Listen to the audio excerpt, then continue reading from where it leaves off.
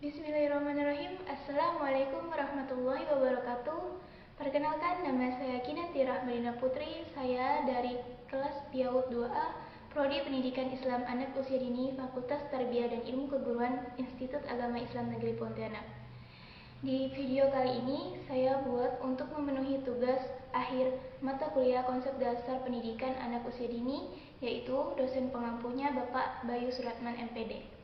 Kali ini saya akan membahas tentang problematika pendidikan dan pembelajaran yang ada di dalam lembaga pendidikan PAUD atau TK yang ada di Indonesia. Langsung saja penjelasannya.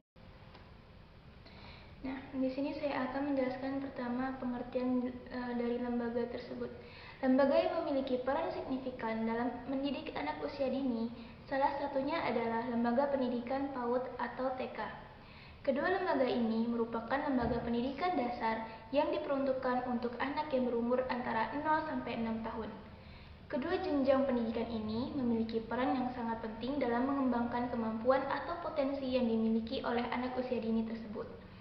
Potensi atau kemampuan yang harus dikembangkan ada 4, yaitu kemampuan kognitif, fisik, motorik kasar dan halus, sosial dan emosional, serta bahasa. Nah, ada juga yang mengatakan bahwa ada 6 kemampuan yang harus dikembangkan, yaitu kemampuan kognitif, nilai agama, nilai moral, fisik, motorik kasar dan halus, sosial emosional, seni, dan kemampuan berkomunikasi dan berbahasa.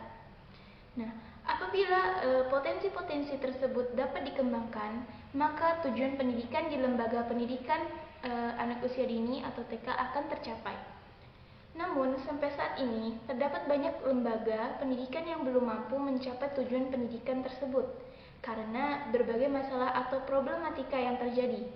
Sebagaimana hasil penelitian dan studi yang telah dilakukan sampai saat ini, berbagai problematika tersebut terjadi pada berbagai aspek yang ada di dalam lembaga pendidikan PAUD atau TK. Nah, masalah yang pertama yaitu tentang problematika institusi. Nah, salah satu masalah institusi lembaga PAUD adalah masih belum diakuinya secara de jure atau pemerintah seperti lembaga sekolah lainnya, karena lembaga PAUD atau TK ini tidak termasuk sebagai sekolah dasar atau yang disebut dengan lembaga pendidikan non formal, sebagaimana yang dijelaskan dalam Undang-Undang Nomor 20 Tahun 2003 tentang Sistem Pendidikan Nasional. Nah, lembaga yang dianggap sekolah dasar adalah tingkat SD atau MI saja. Kemudian yang kedua yaitu problematika manajemen atau manajerial. Nah, sumber permasalahan dari manajemen atau manajerial di lembaga PAUD dan atau TK di Indonesia ini adalah ada pada jumlah atau kuantitas sumber daya manusia atau SDM-nya.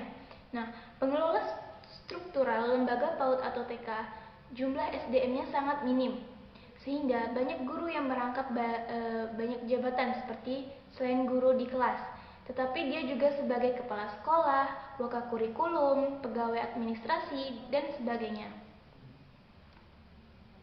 Kemudian yang ketiga yaitu problematika kualitas kompetensi guru.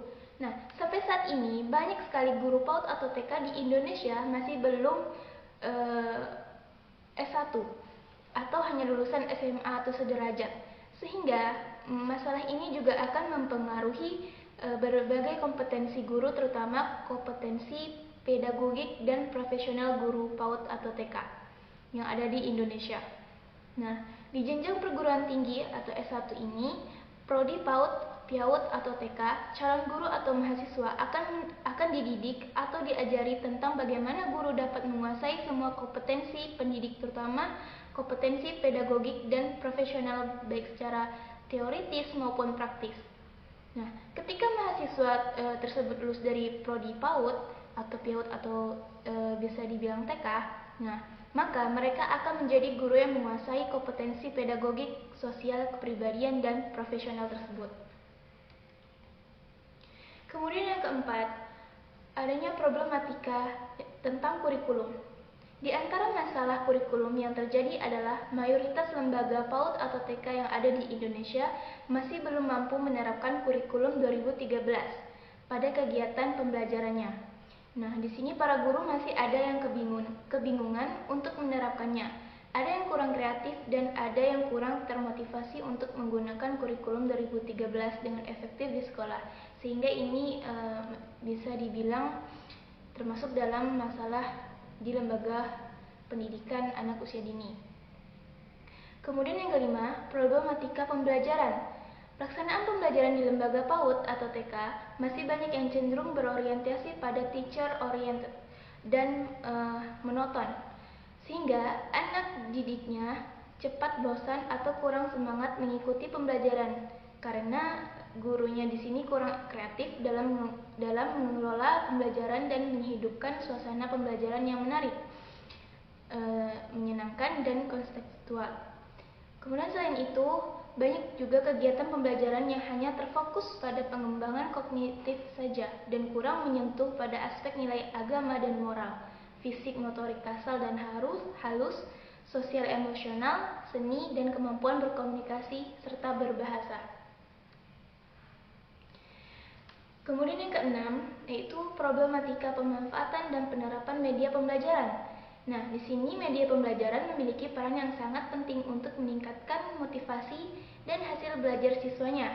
Tetapi, banyak sekali lembaga PAUD atau TK yang ada di Indonesia belum semuanya memanfaatkan berbagai macam media pembelajaran untuk digunakan dalam pembelajaran. Nah, pengadaan media pembelajaran yang kurang, kemudian kreativitas guru yang kurang dalam membuat dan mempraktekkan media pembelajaran, dan jumlah media pembelajaran yang sedikit atau istilahnya hanya itu saja.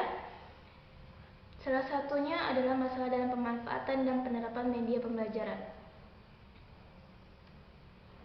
Kemudian yang ketujuh yaitu problematika penerapan metode atau strategi pembelajaran.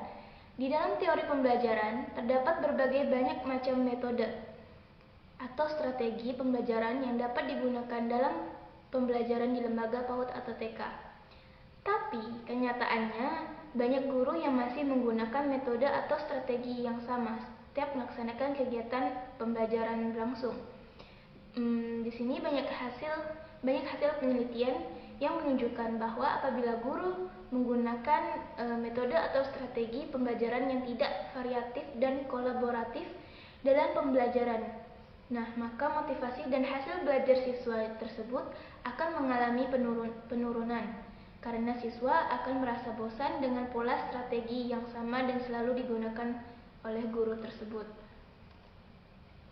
Kemudian yang kedelapan yaitu problematika penerapan evaluasi pembelajaran. Nah, di sini realita yang banyak terjadi dalam evaluasi pembelajaran di lembaga PAUD atau TK adalah pelaksanaan evaluasi pembelajaran di lembaga PAUD dan TK ini adalah pelaksanaan hanya banyak difokuskan pada aspek kemampuan kognitifnya saja. Dan bahkan ada beberapa lembaga PAUD atau TK yang ada di Indonesia ini hanya mengevaluasi siswanya pada aspek kognitifnya saja. Sebenarnya, evaluasi pembelajaran yang harus dilakukan oleh guru tidak hanya mengarah pada aspek kemampuan kognitifnya saja, tetapi juga pada aspek nilai agama, moral, fisik, motorik kasar, motorik halus, sosial, emosional, seni, dan kemampuan berkomunikasi serta berbahasa anak tersebut. Kemudian yang kesembilan yaitu problematika biaya pendidikan dan anggaran pendidikan. Nah, di sini biaya pendidikan mayoritas lembaga PAUD atau TK yang ada di Indonesia khususnya itu sangat minim. Sehingga masalah ini berdampak terhadap anggaran pendidikan yang minim untuk mengembangkan kualitas kelembagaan atau institusi, manajerial, SDM, sarana dan prasarana pendidikan dan pembelajaran. Nah, bantuan dari pemerintah baik dari dinas maupun Kementerian Agama sudah ada. Akan tetapi hal itu tidak cukup untuk menutupi kekurangan yang sangat dibutuhkan oleh lembaga PAUD atau TK. Kemudian yang ke-10 yaitu problematika sarana dan prasarana pendidikan. Nah, di sini sarana pendidikan yang lengkap akan mendukung upaya untuk meningkatkan kualitas institusi terutama dalam kegiatan pembelajaran para siswanya. Tetapi, banyak lembaga PAUD atau TK yang ada di Indonesia yang masih minim sarana dan prasarannya. akibatnya pelaksanaan pendidikan dan pembelajaran di lembaga PAUD atau TK tersebut kurang optimal. Kemudian yang ke-11 yaitu problematika kerjasama antara sekolah, orang tua, dan masyarakat. Nah, di sini terdapat tujuan pendidikan lembaga PAUD atau TK akan tercapai apabila sekolah, orang tua, dan masyarakat saling bekerja sama untuk mewujudkan tujuan tersebut. Tetapi kenyataannya banyak sekali orang tua dan masyarakat yang masih berpandangan bahwa proses pendidikan dan pembelajaran itu hanya ada di lembaga sekolah. Nah, ini adalah pandangan yang kurang benar karena proses pendidikan itu tidak hanya di sekolah saja, tetapi proses pendidikan juga harus dilakukan oleh orang tua dan masyarakat. Nah, dari ketiga elemen tersebut harus bekerja sama agar mencapai tujuan pendidikan di lembaga PAUD atau TK tersebut. Kemudian yang terakhir, yang ke-12 yaitu problematika kekerasan pada anak usia dini di dalam dan di luar sekolah. Nah, sebagai contoh kekerasan anak di usia dini yaitu terdapat di Sumatera Barat.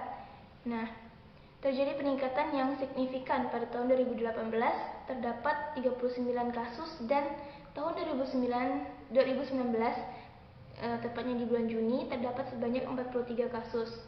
Nah, di sini seorang bocah berinisial ST diduga menjadi korban kekerasan oleh gurunya sendiri di sekolah pendidikan anak usia dini yang terletak di sebuah desa. Nah, kemudian kisah ini dilaporkan ke pihak yang wajib. Kemudian terdapat kekerasan anak yang ada di luar sekolah.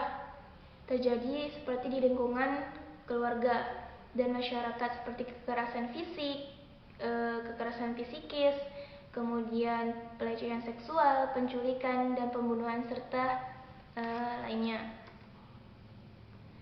Nah, dari berbagai persoalan yang tadi, ini mengindikasikan bahwa pelaksanaan pendidikan dan pembelajaran di dalam dan di luar lembaga pendidikan PAUD atau TK masih banyak persoalan yang terjadi dan harus ada solusi untuk menyelesaikan masalah-masalah tersebut.